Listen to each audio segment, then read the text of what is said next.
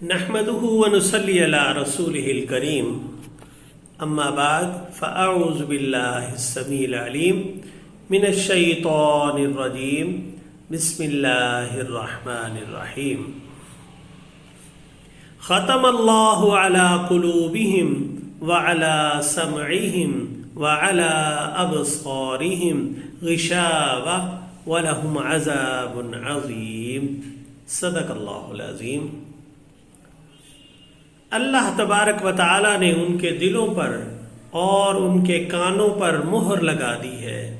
اور ان کی آنکھوں پر پردہ پڑا ہوا ہے اور ان کے لیے زبردست بہت بڑا عذاب ہے۔ یہ آیت نمبر 6 کے تناظر میں نازل ہوئی، اسی کے سبق کو آگے بڑھا رہی ہے کہ یعنی وہ لوگ جنہوں نے کفر کی حالت اختیار کر لی تھی، جیسے اللہ تبارک و تعالیٰ نے آقا سے فرمایا صلی اللہ علیہ وآلہ وسلم کہ آپ کو ان کے ڈرانے یا نہ ڈرانے کا کوئی مقصد نہیں حل ہو سکتا، آپ ان سے کچھ حاصل نہیں کر سکتے، کیونکہ ان کے اعمال کی وجہ سے اللہ تبارک و تعالیٰ نے ختم اللہ علی قلوبہم، ان کے دلوں پر مہر لگا دی ہے۔ ختم کا مطلب مہر کر دینا، بند کر دینا، بلاک کر دینا۔ اللہ تبارک و تعالی نے ان کے دلوں پر علی قلوبہم، قلب کا ذکر کیا، قلب سے مراد دل ہوتا ہے، ان کے دل والا خانہ بند کر دیا ہے، اب اس کے اندر کوئی چیز داخل نہیں ہو سکتی۔ مفسرین اس بات پہ لکھتے ہیں کہ جب انسان کوئی گناہ کرتا ہے تو اس کے دل پر ایک دھبا لگ جاتا ہے، اور اگر وہ اس گناہ پر شدت کرتا ہے اور مسلسل گناہوں میں اضافہ کرتا رہتا ہے تو اس کا دل ایک وقت آتا ہے مکمل طور پر داغدار ہو جاتا ہے، دھبوں والا ہو جاتا ہے، سیاہ ہو جاتا ہے، اور اس وقت جب وہ نیکیوں سے انکار کر دے، بالکل نیکی کی راہ کو چھوڑ دے، تو پھر ختم اللہ علی قلوبہم میں داخل ہو جاتا ہے، اللہ اس کے دل پر مہر کر دیتا ہے۔ اب اس کا حالت کیا ہوتی ہے؟ وَعَلَىٰ سَمْعِهِمْ، اس کفر کی وجہ سے، اس انکار کی وجہ سے، اس ناشکرے پن کی وجہ سے، اس بے خوف زندگی گزارنے کی وجہ سے اس کی سماعتیں اللہ کا پیغام سننے سے قاصر ہو جاتی ہیں، اس کے کان اس بات کو تسلیم نہیں کرتے، گویا کہ اس کے کانوں میں سیسا ڈال دیا گیا، اب وہ کچھ نہیں سن رہے، اور حالت یہ ہوتی ہے وَعَلَىٰ أَبْصَارِهِمْ غِشَاوَةٌ، جب وہ آنکھوں سے قرآن کو دیکھتا ہے، علماء کو دیکھتا ہے، ان کی باتوں کو سنتا ہے، تو وہ آنکھیں اس کا ساتھ نہیں دیتی، گویا کہ اس کی آنکھوں پہ پردہ ڈل گیا، وہ اندھا ہو گیا، گویا کہ اللہ نے اس کی روشنائی چھین لی، یہ بھی مہر لگ گئی، یہ بھی بند ہو گیا۔ دل کے تمام والوں کے ساتھ ساتھ اس کے کان بھی بند ہو گئے، اس کی آنکھیں بھی بند ہو گئیں، اس کی سینس جو ہے، جو محسوس کرنے کی سینس ہے، وہ ختم ہو چکی ہے۔ اب اس کے اندر اسلام کو محسوس کرنے کی بالکل طاقت نہیں ہے، وہ اپنی ہٹ دھرمی کی وجہ سے بڑی خطرناک حد تک پہنچ چکا ہے، وہ اپنی غفلت کی وجہ سے اپنے کفر کے آخری درجے میں پہنچ چکا ہے۔ ابو جہل اپنے کفر کے آخری درجے میں تھا، ابو لہب کفر کے آخری درجے میں تھا۔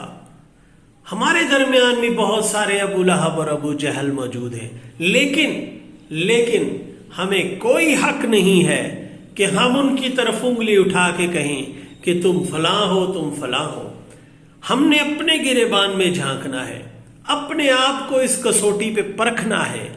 کہ کیا ہمارے دل مردہ تو نہیں ہو گئے، کیا ہماری آنکھوں پہ پردہ تو نہیں آ گیا؟ کیا ہماری سماعتیں دین حق کو اختیار کرنے کے قابل نہیں رہیں؟ کیا ہماری سماعتیں بند ہو گئی ہیں؟ یہی چیز دیکھنے کی ضرورت ہے،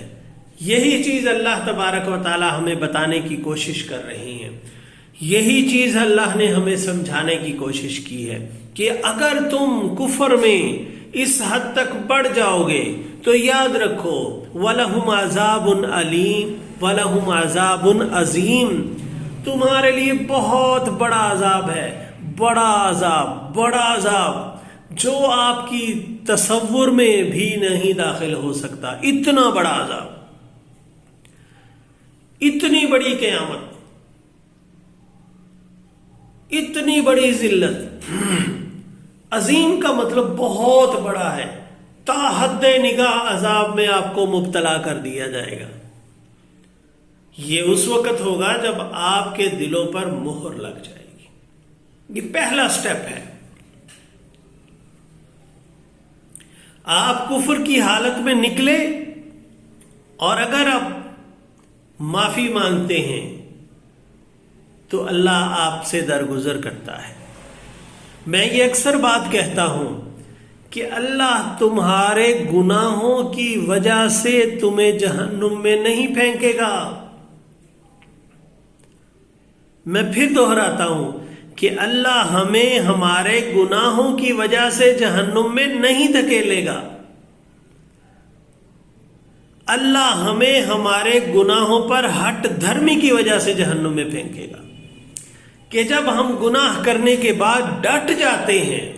اس کی جسٹیفیکیشن ادا کرنے لگ جاتے ہیں، اس کا دفاع کرنے لگ جاتے ہیں، تو تب ہوتا ہے یہ انجام، تب ہمارے لیے عذاب آتا ہے، تب ہم اس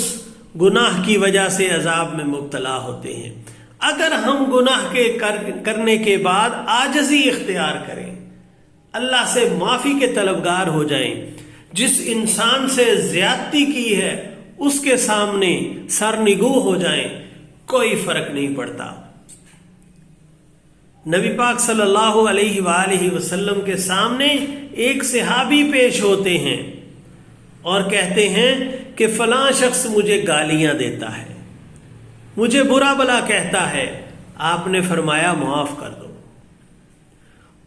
دوبارہ پھر آتا ہے، پھر کہتا ہے کہ یا رسول اللہ صلی اللہ علیہ وآلہ وسلم وہ مجھے پھر گالیاں دے رہا ہے، وہ پھر مجھے برا بلا کہہ رہا ہے، وہ مجھے مارنے کو دوڑا ہے، آپ نے فرمایا معاف کر دو۔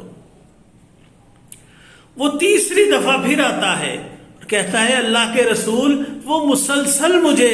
ٹارچر کر رہا ہے، مجھے تکلیف دے رہا ہے، مجھے مارتا ہے، مجھے گالیاں دیتا ہے، برا بلا کہتا ہے۔ آپ نے فرمایا اے میرے دوست اس کو معاف کر دو، اگر معاف کرنے سے تمہاری عزت کم ہوتی ہے تو قیامت کے دن مجھ سے لے لینا۔ اتنی بڑی بات۔ ہم لوگ دلوں میں کفر رکھ کر سال ہا سال زندگی گزارتے ہیں، ہم لوگ اس کفر کو قبر کی دیواروں تک لے جاتے ہیں۔ تو کیا خیال ہے ختم اللہ علی قلوبہم کے زمرے میں ہم نہیں داخل ہوتے؟ یہ ہم نے اپنے اپنے گریبان میں جھانکنا ہے اور ہم نے دیکھنا ہے کہ کیا ہم کفر میں ہیں یا اسلام میں ہیں، متقی ہیں، پرہیزگار ہیں، اللہ سے ڈرنے والے ہیں، کہ یا پھر ان لوگوں میں ہمارا شمار ہو چکا ہے، ان لوگوں میں ہمارا دخول ہو چکا ہے کہ جو وَلَهُمْ عَذَابٌ عظیم کے مستحق ہو چکے ہیں، بہت بڑے عذاب کے مستحق ہو چکے ہیں۔ کیا ہمارا شمار ان میں تو نہیں ہو گیا کہ گناہ کرنے کے بعد ہم ہٹ دھرم ہو چکے ہیں، گناہ کرنے کے بعد ہم اس پہ ڈٹ گئے ہیں؟ تو ایسی حالت میں پھر اللہ تبارک و تعالی نے ہمارے لیے بہت بڑا عذاب چن لیا ہے۔ دعا ہے کہ اللہ تبارک و تعالی صحیح معنوں میں ہمیں یہ علم کو حاصل کرنے کی توفیق عطا فرمائے یہ قرآن مجید کا علم ہمارے لیے اس طرح کا آزاد راہ بن جائے، ہمارا اس طرح کا نگران بن جائے کہ ہمیں دنیا اور آخرت میں سرخرو فرما دے۔ وما علینا الا البلاغ۔